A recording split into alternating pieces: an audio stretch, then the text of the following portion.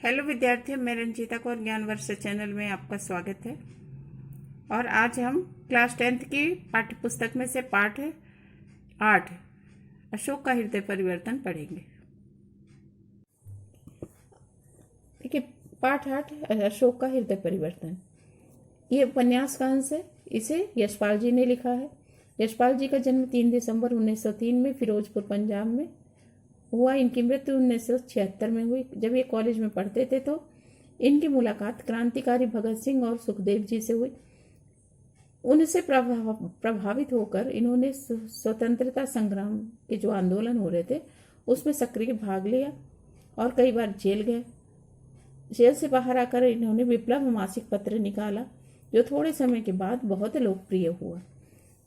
इसके साथ ही इन्होंने दर्जनों कहानियां लिखी और मध्यम वर्ग जो मिडिल क्लास होती है इसकी असंगतियां,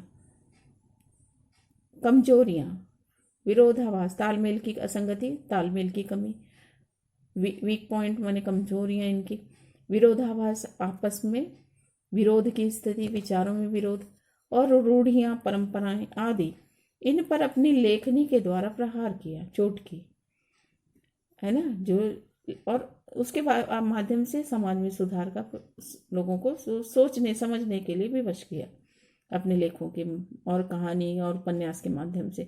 और यशपाल जी के द्वारा रचित झूठा सच, दादा कामरेड, मनुष्य के रूप, अमिता देशद्रोही आपके चर्चित बहुत चर्चा में थे जो वो उपन्यास रहे।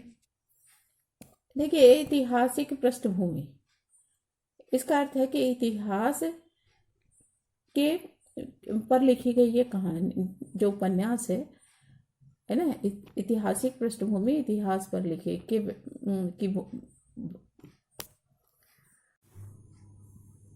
केंद्रीय भाव। ऐतिहासिक पृष्ठभूमि माने इतिहास पर आधारित इस उपन्यास के अंश में, जो अंश हमारी पाठ्य पुस्तक में यहाँ इस पाठ में लिया गया है, इस अंश में कलिंग पर विजय प्राप्त कर ली है अशोक ने और वह उस अहंकार से ग्रस्त है। और उस अहंकार से ग्रस्त सम्राट अशोक की हिंसक खून खराबा करने की प्रवृत्ति माने आदत को या उसके स्वभाव को दर्शाया गया है। और कलिंग की जो राजकुमारी बालिका है वह उससे कुछ मासूमियत से मर्मस्पर्शी प्रश्न करती है जिससे अशोक का हृदय उथल पुथल हो जाता है। उसे आत्मग्लानि का आभास होता है। अंततः अंत में वह अहिंसक होने का, कभी भी खून खराबा नहीं करेगा, इसका संकल्प लेता है। क्योंकि ये जो उसने हिंसा की प्रवृत्ति अपनाई थी, पूरे विश्व पर वो अपना अधिकार जमाना चाहता था, इसलिए बहुत से सैनिकों को मरना पड़ा।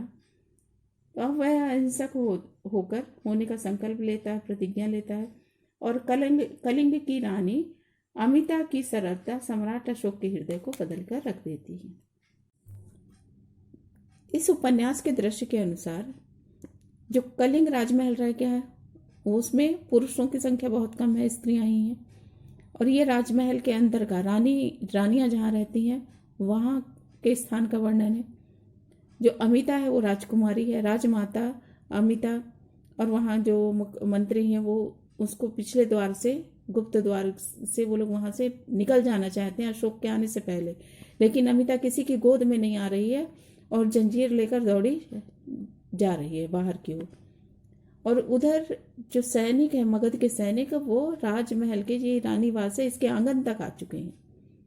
सैनिकों का जो सबसे पहला दल है इसे सम्राट अशोक ने भेजा है कि वह अधिकार करे महल पर। तो इसके जो सबसे पहला दल है उसमें सेनापति गोपाल है। जब उसने ऊपर से आवाज सुनाई कि गोपाल ने सुना कि महारानी जंजीर लेकर अशोक को बांधने जा रही है।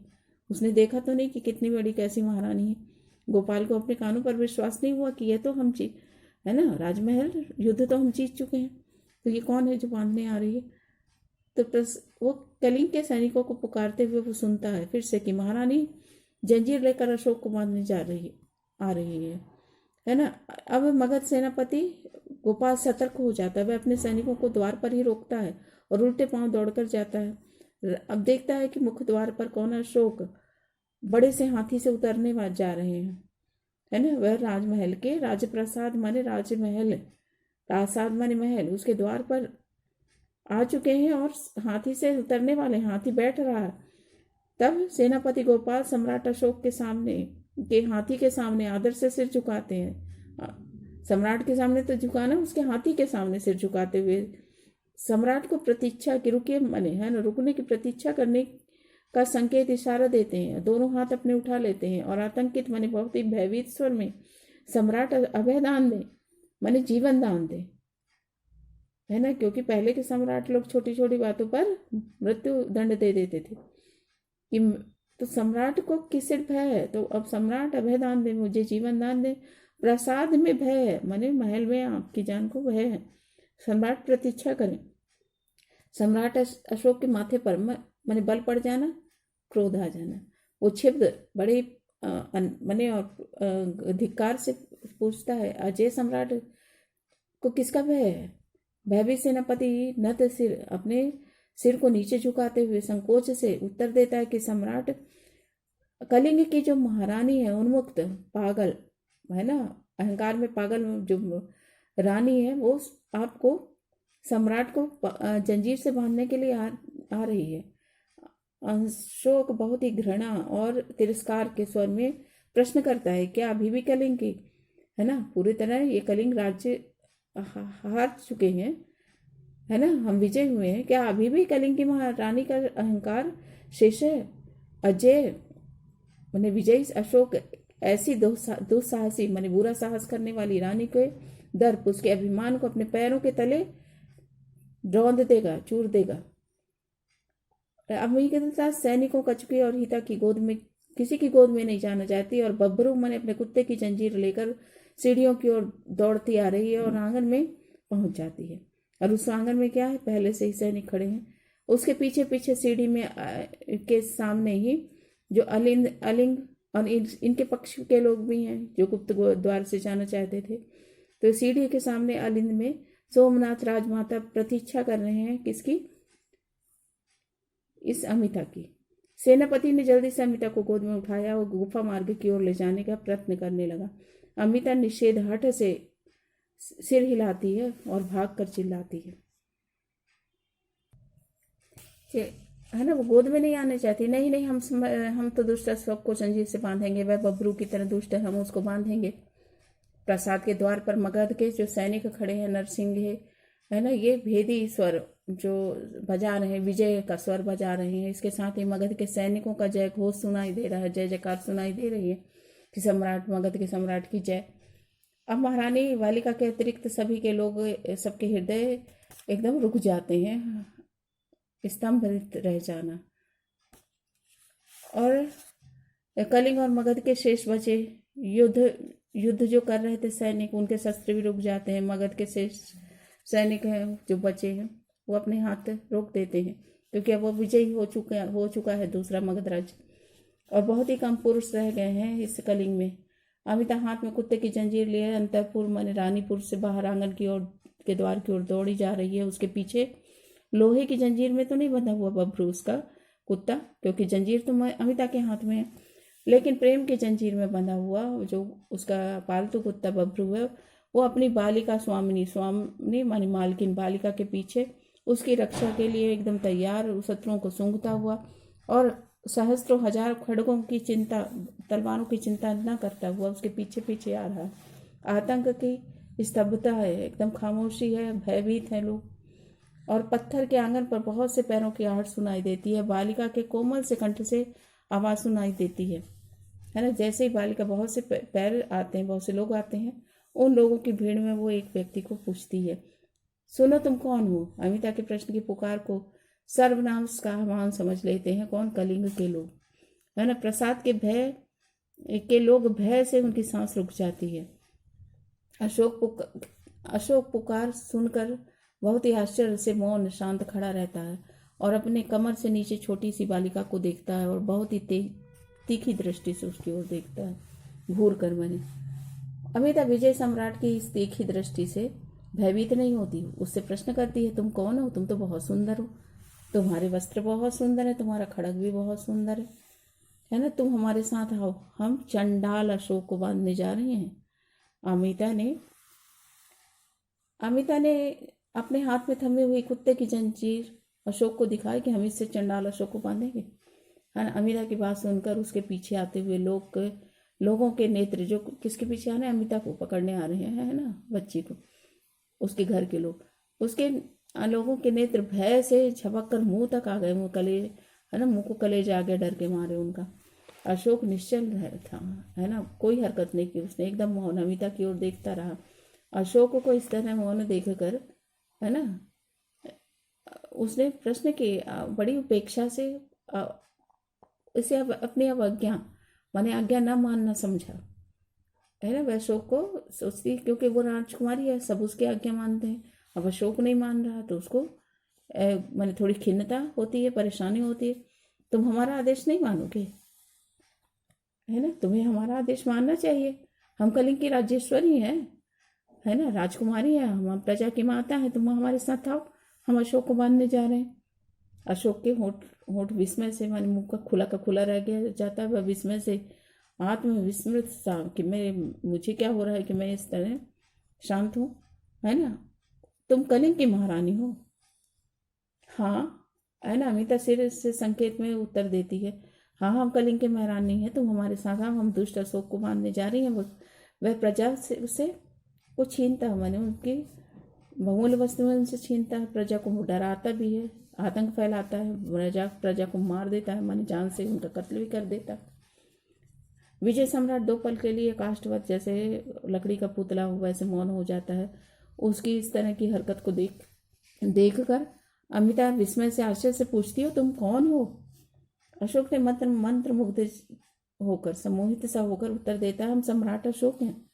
अमिता के नेत्र जैसे बालक के बच्चे के नेत्र विस्मय से फैल जाते हैं, है ना, उस बालिका के आश्चर्य से उसके नेत्र फैल जाते। वह बोली, तुम अशोक हो, तुम तो बहुत सुंदर हो, तुम प्रजा से क्यों छीनते हो, है ना, तुम प्रजा को क्यों डराते हो, प्रजा को क्यों मारते हो, तुम्हें क्या चाहिए। अशोक निश्चल, है ना, एकदम स्तब्ध खड़ा रहता है, कोई उत्तर नहीं देता, कोई हरकत नहीं। अब अमिता अशोक की ओर एक कदम बढ़ाती है, उसका आग्रह के स्वर में बोलती है, क्या तुम्हारे पास खाने के लिए नहीं है, तुम्हारे पास वस्त्र नहीं, तुम्हारे पास खिलौने नहीं, तुम्हें क्या चाहिए, हमारे पास तो सब कुछ है, हाँ हम तुम्हें देते हैं। अमिता एक कदम और आगे बढ़ती है, उसने अशोक का हाथ पकड़ लिया और उसे अपने कमरे अपने साथ ले गई। दुर्दांत बने लोगों पर कभी भी दया न करने वाला वो सम्राट अमिता के पीछे पीछे एक पालतू पशु की भांति चलने लगा, और उसके पीछे मगध का जो अहंकारी उन्मुक्त सामंतों का समूह भी चलने लगा। सभी आश्चर्यचकित थे कि अशोक को हो क्या गया, है ना, कलिंग की महारानी के पीछे वो कैसे चलता जा रहा है। सब चिंता में भी थी। अमिता सम्राट के सोने राजभवन में अमिता सम्राट को सोने राजभवन राज्यसभा भवन में सिंहासन के चारों ओर कई पुतलियां पड़ी थी, दीवारों के साथ साथ कई प्रकार के खिलौने, मुरझाए हुए फूल थे, विरतों में मिठाइयां रखी थी। अमिता अपनी बाहें फैलाकर चारों ओर पड़े इस अपने धन को और संकेत करते हुए अशोक से बोली, बोलो तुम्हें क्या चाहिए, फल चाहिए, खिलौने चाहिए, मिठाइयाँ चाहिए, जो चाहिए ले लो, यहाँ सब कुछ है, हम तुम्हें सब कुछ देंगी, तुम किसी से छीनो मत, है ना, किसी को डराओ मत, किसी को मारो मत, तुम्हें क्या चाहिए बोलो। मगध का सम्राट अमिता के सामने मंत्रमुग्ध मन सम्मोहित सा हुआ, विवश अप्रतिभ कोई बिना कोई हरकत किए मौन खड़ा रहा, है ना, ऐसा उसने कभी सोचा भी नहीं था। अशोक ने संपूर्ण पृथ्वी को विजय करने की प्रतिज्ञा की थी। वह एक बालिका के प्रश्न से हार नहीं सकता था, उसने अपनी विजय यात्रा को इस तरह वो छोड़ नहीं सकता था, उसने अपने सिर को झटका, है ना। अब मैंने एक बालिका के प्रश्न से वो अपनी यात्रा को अधूरा नहीं छोड़ सकता था। 2 बार उसने कलिंग पर सैनिक दल से चढ़ाई इसलिए नहीं की थी, इसलिए आक्रमण नहीं किया था, चढ़ाई का ना मैंने आक्रमण इसलिए नहीं किया था। सम्राट ने अपने सम्मोहन को दूर करने के लिए अपना सिर झटका, मस्तक हिलाया, उसने पलक झपका कर फिर सोचा, राज सिंहासन की ओर संकेत करके उत्तर दिया, हमें ये चाहिए, राज सिंहासन चाहिए। अशोक की इच्छा सुनकर कलिंग की महारानी बालिका उस समय के लिए तो चिंता में पड़ गई, फिर अस्वीकृति में मना में इनकार में सिर हिलाते हुए बोली, कि नहीं, यहाँ नहीं, हम राज सिंहासन नहीं देंगे, तुम राज सिंहासन तुम ले जाओगे तो हम पुतलियों का राज तिलक कैसे करेंगे। राज तिलक करना माने राजा बनाना, है ना। किसी बालक को राज तिलक हो जाए तो वो राजा बन गया, बालिका को है तो वो भी रानी बन गई। तो राज तिलक हम कैसे करेंगे, क्योंकि उनके लिए तो वही खेल था, राजघराने की बच्ची के लिए। अब अमिता आधे पल के लिए चिंता में मौन रही और पुनः फिर बोली, हाँ अच्छा, तुम मांगते हो तो ले जाओ। तुम क्या तुम्हारे पास राज सिंहासन नहीं है? अच्छा तुम ले जाओ, हम दूसरा ले लेंगे। सम्राट के पीछे खड़े मगध के सामंत, कलिंग के प्रसाद के लोग, सबके चेहरों पर जो कठोरता और आतंक था वो दूर हो गया और कोमलता के भाव आ गए। मगध का सम्राट एकदम निश्चल, बिना छल के ही निर्वाक मौन खड़ा था। सोना मढ़े लोहे के कवच में, सोना और लोहे के कवच जो रक्षा के लिए सामने धारण किया जाता है, उस कवच के बीच जो छिपा हुआ उसका पाषाण हृदय, पत्थर का हृदय था, जो लोहे के और सोने के कवच से ढका हुआ था, आवृत था। 1,00,000 सैनिकों के रक्तपात के, मैंने उनकी हत्या के बाद उनके खून से न भीगा था, वरना 1,00,000 सैनिकों की मौत के बाद भी उसका, अशोक का पत्थर का हृदय जो कभी ना भीगा, आज छल छला गया। सम्राट ने अपने हाथ में थामा हुआ को जो खड़ग तलवार थी उसको नीचे डाल दिया और झुककर अमिता को गोद में। अशोक कहता है कि कलिंग की महारानी मगध का विजय सम्राट हार गया। तुमने विजय प्राप्त की, तुम दुष्ट अशोक को बांधने जा रही थी ना। हाँ, और उसने उसके हाथ से अशोक ने अमिता के हाथ से कुत्ते की जंजीर ली, अपने गले में डाल ली और बोला कि कलिंग की महारानी सम्राट अशोक बन गया, तुम्हारा बंदी है, तुम्हारा गुलाम है, और अशोक ने जो कुछ मांगा तुमने दिया, अब तुम अशोक से मांगो। कलिंग की महारानी आदेश दे, वो क्या चाहती है? अमिता ने बहुत पुलकित मन प्रसन्न होकर कहा, हमें कुछ नहीं चाहिए, हमारे पास तो सब कुछ है। हाँ, अशोक पल भर सोचकर बोला, महारानी सत्य कहती हैं, परंतु महारानी आदेश दें, महारानी अपने बंदी अशोक को आदेश दें। अमिता ने उत्साह के साथ कहा, है ना, हमारा आदेश है, किसी से छीनो मत, किसी को डराओ मत, किसी को मारो मत। और अगर तुमने बबरू अपनी स्वामिनी को इस अशोक की गोद में देखकर व्याकुल होकर वो अपना मुख ऊपर उठा के कूकू करने लगा। अमिता ने बबरू को देखकर कहा सम्राट अशोक से कि यदि तुम पुनः किसी से छीनोगे, किसी को डराओगे, किसी को मारोगे, तो हम बबरू की भांति तुमको बांध कर रखेंगे। अशोक ने स्वीकार किया कि सम्राट अशोक प्रतिज्ञा करता है कि वो किसी से छीनेगा नहीं, किसी को डराएगा नहीं, किसी को मारेगा नहीं। अब सम्राट अशोक हिंसा से युद्ध नहीं जीतेगा, इसकी वो कभी भी आकांक्षा नहीं करेगा। वह कलिंग की विजय महारानी की भांति निश्चल, बिना छल किए, ऐसे प्रेम से, लोगों के निस्वार्थ भाव से, लोगों के संसार के हृदयों को विजय करेगा। और इसके पश्चात अशोक है, उसने अहिंसा का व्रत लिया और जन कल्याण के लिए सैकड़ों कार्य किए।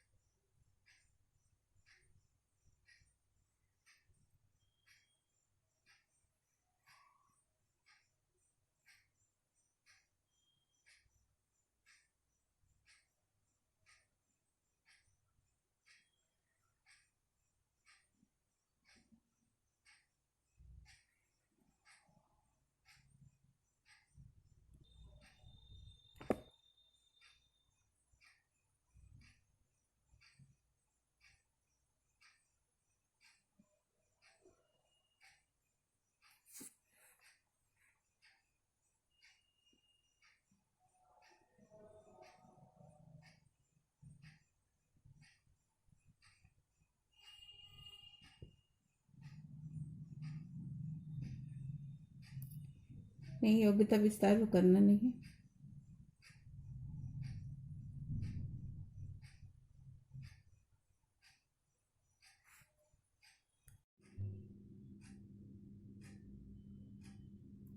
गॉड ब्लेस यू बच्चों।